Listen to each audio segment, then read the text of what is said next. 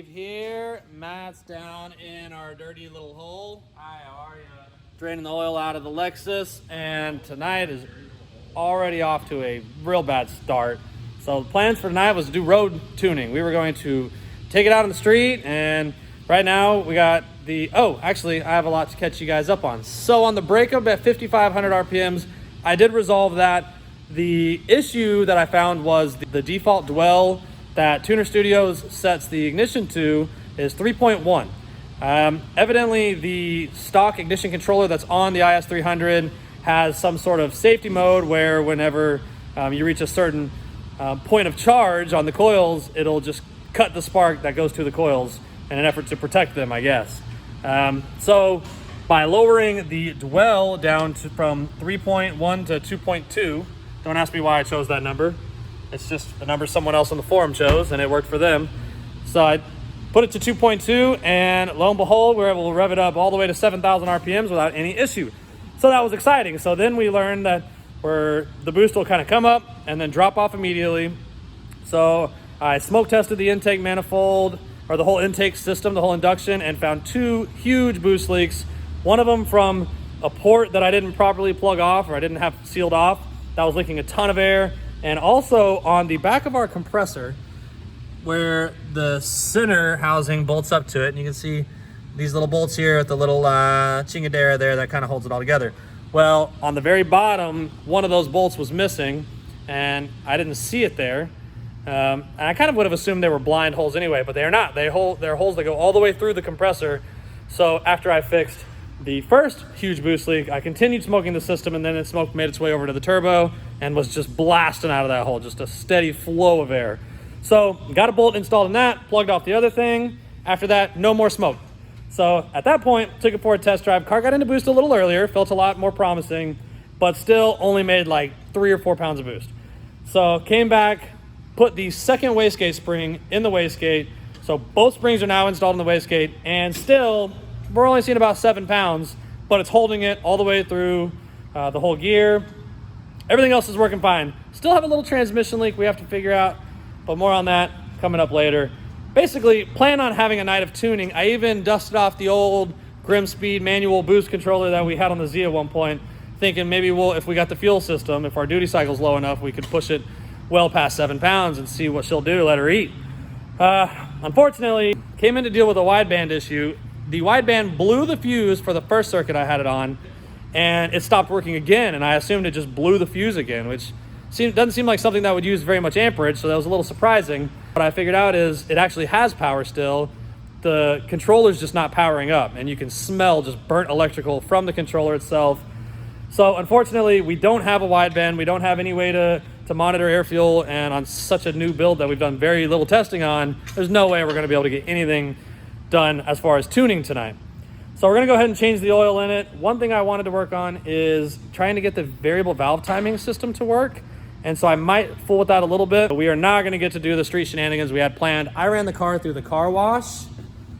I cleaned all the crap out of the back seat and got the back seat cushions installed. I mean, we were going to have some fun, but we kind of just got shit on. Okay, so new development on our wideband issue. This is definitely our fault. So let me start by saying, when we first got the car driving, we kept blowing the EFI fuse, and we couldn't figure out where the short circuit was coming from at that time. Well, let me show you where the short circuit was coming from at that time. So if you look right here, you'll see an engine harness that runs right next to the turbo. And if you look real close right here, you'll see where it got totally freaking scorched because we allowed it to rest against the turbo. Melted the shit out of the wiring, shorted out the EFI circuit. So we've since remedied that with this smart zip tie right here for the time being. All this is getting redone in the very near future.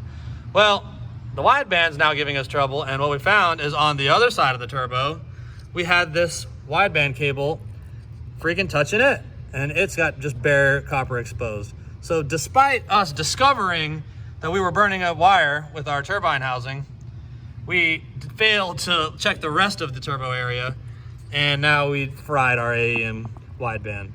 So I blew the fuse on the first voltage source, and then I moved it to a second voltage source, what I'm guessing just didn't have a low enough amperage amp protection on it, so it didn't have a fuse to blow. and evidently it just fried the wideband because now it just smells like smoke. So that's the reason we're not having any fun tonight. It's because we're dumb and we failed. All right, so I think I averted the crisis. I found a burnt trace up under my heat shrink here. You can just kind of see there's a burnt trace. This is the inside of the wideband. Once I figured out it was our fault, I went ahead and ripped it apart. I knew we're not gonna get any warranty on it. So I repaired that trace with a little leg of a resistor, just soldered from point to point. And now let's go see if it works. Okay. All right, so let's see if we fixed it. Hey, she's back, baby. I don't see any smoke or nothing. Nice. So Matt's finishing up the wideband wiring repair. The wideband has been repaired, and we will be able to do a little bit of street tuning tonight. Ooh.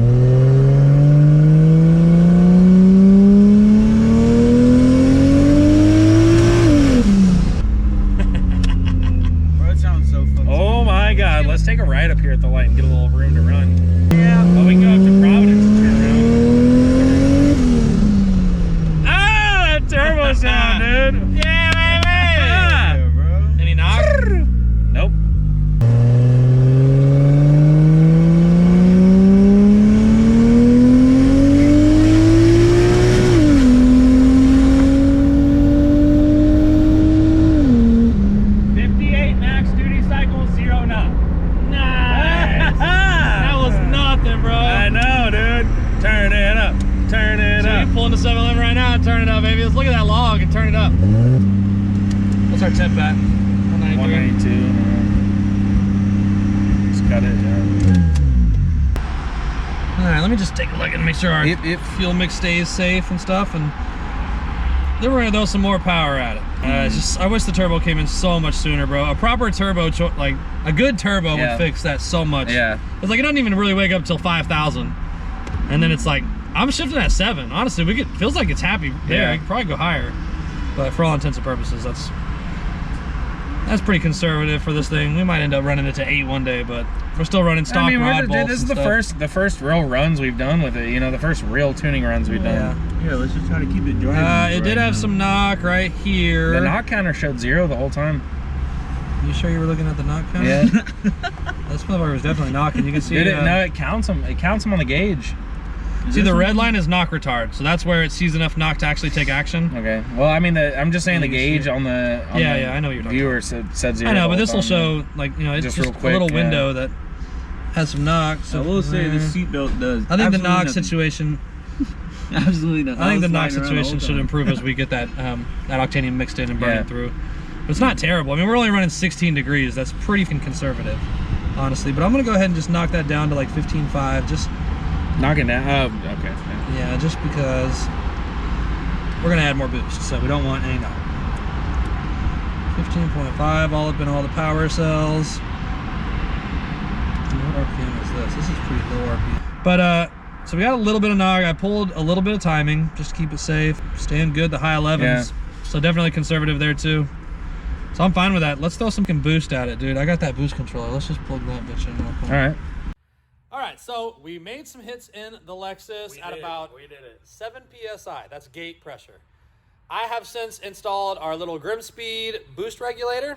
I got it set to what I think is going to be about 10 pounds. Because this is the first time that we know that it has made gate pressure. Yeah, absolutely, and it's held it. Yeah. So sorting out those big boost leaks was imperative.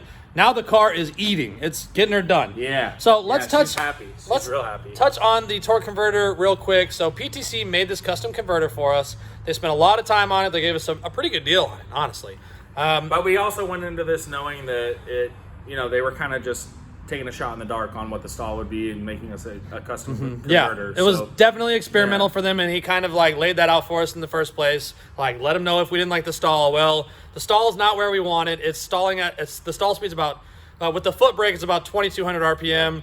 We want something much closer to 4,000. Right now we're shifting at 7,000. So we are going to end up sending this torque converter back to PTC for them to make some adjustments, and they've been very receptive to our needs, and you know they're going to take care of us. They're our boys. They're going to take care of us. They definitely have been rock solid for us in the past. We also have the little tranny leak that we think is coming from the front seal, so that'll give us an opportunity to take care of that as well. But moving forward for tonight, everything is very happy. What's the highest duty cycle we saw? 54%? 54% injector duty is the highest we saw awesome. at 7 pounds, and the car's cooking. I mean, it's getting down. So we are going to be trying to turn it up a little higher. I think we want to target like 12 or 14 maybe. See what happens. See how it feels. So the first run that we're about to do off gate, which is awesome. As of right now, we're giving her a little cool down, and then we're going to go back out and see if we can make a little bit more boost. All right, baby. So the boost controller, I kind of use my hand vacuum pump to try to set around 10 PSI. I figure it's probably going to be a little higher than that. But I don't know. Maybe it'll be lower. I'm not sure. Let's try it out. I got the boost cut set to 20 PSI. Here we go.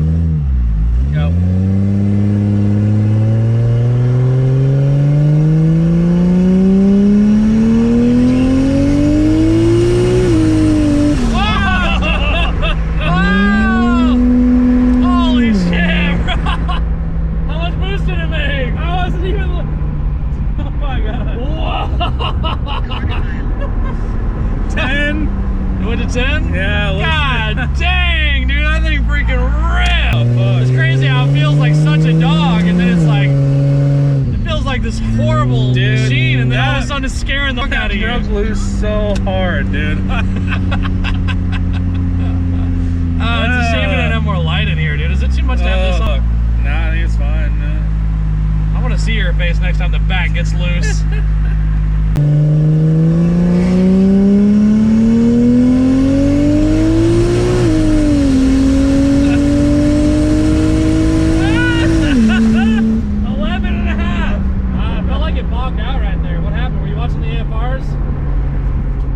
Totally lost power. ISO was 14. Logging?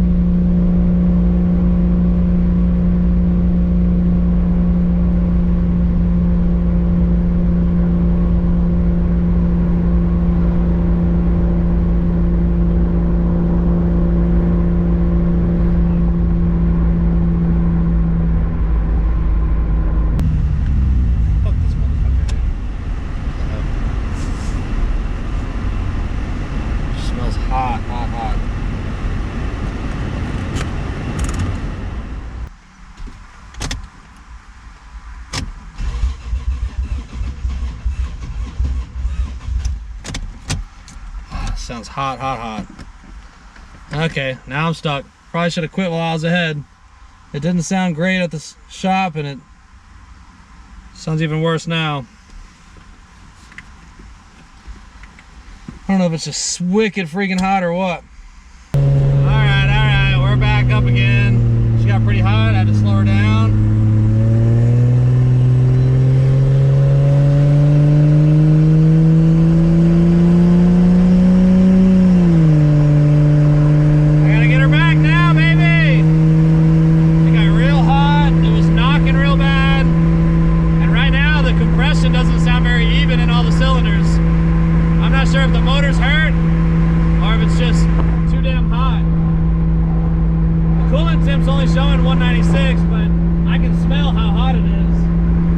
started just like steady knocking while I was just cruising down the road. So I know it got real hot. I think it's probably just real hot, but we got her moving right now. We're pretty close to the shop. It died on me back there and I just let it cool down for a few minutes and was able to get it to start. I can't help but want to drive it around. It's so much fun, but I'm not sure how she's feeling right now. I might have heard something, honestly. Sounds a little shaky on the cranking when you're starting, and just like cruising, it's like fluttering real bad. Like it feels smooth when you're accelerating,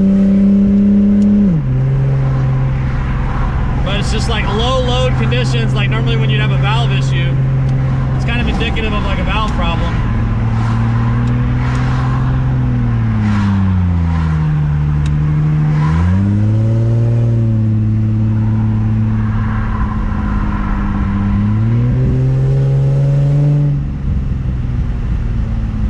I'm not sure what's going on. Needles!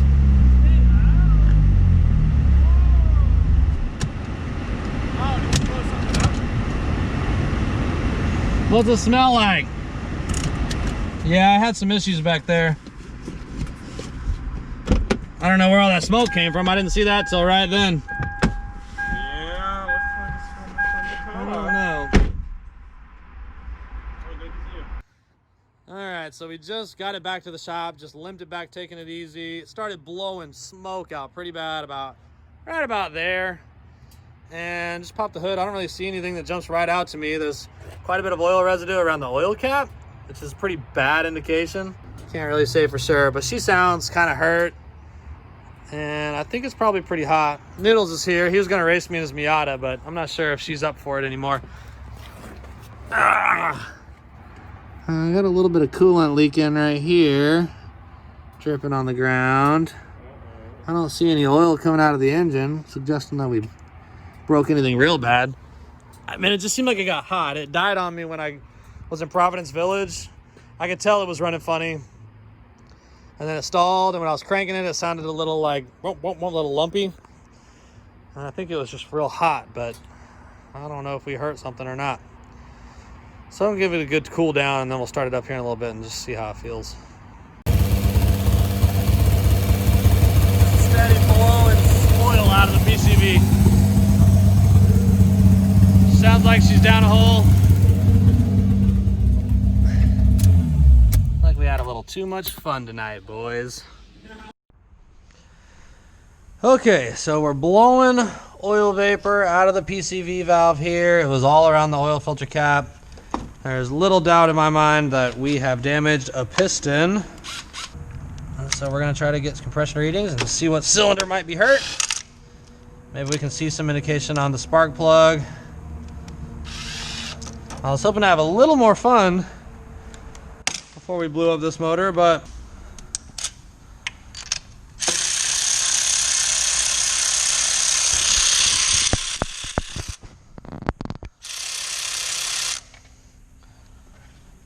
oh boy.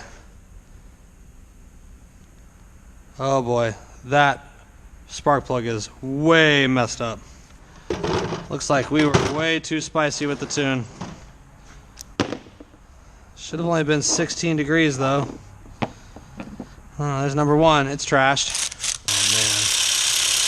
Oh man. Oh, that cylinder's full of oil. Number one's the problem. Number two is trashed also. Number three is very discolored, but I can see oil down in number one. Number four looks about the same as number three. Oh yeah, look at the electrode. Melted off. Yep. Yeah, we blew this engine. I blew this engine. For sure. And number six looks decent as well. Okay, well, I don't know how well my GoPro can see it, but number one's full of oil. Number two looks better. Number three looks better. Number four looks better. Five is better. Let's stick a camera down to number 1 and just see if that piston's broken. Clearly, if it's got a hole in it or something. We definitely melted a piston. We see all the oil. Oil's just pooled up on it. See if we can see the cylinder wall.